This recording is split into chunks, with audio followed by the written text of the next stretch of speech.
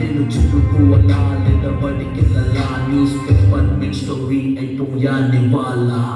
చిరునవ్వులతో కాలం గడపాల్సిన చిన్నారి మనిషి అనే రంగు తెలుసుకున్న క్రూర మృగాలకు బలైపోయింది. 8 ఏళ్ల చిన్నారిని హింసించి అత్యాచారం చేసి చంపిన ఘటన మానవత్వానికే ఆయన మచ్చగా మిగిలిపోయింది.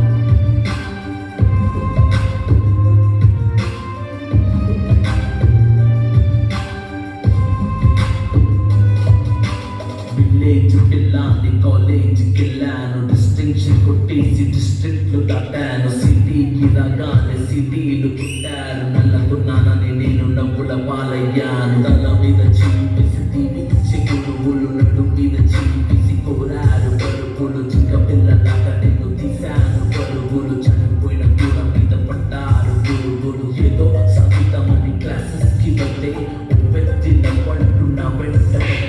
చిన్న చూపు చూసి నా చున్నీ లాగాడు యాసిడ్ దాడుల్లో నా పేరెక్కించాడు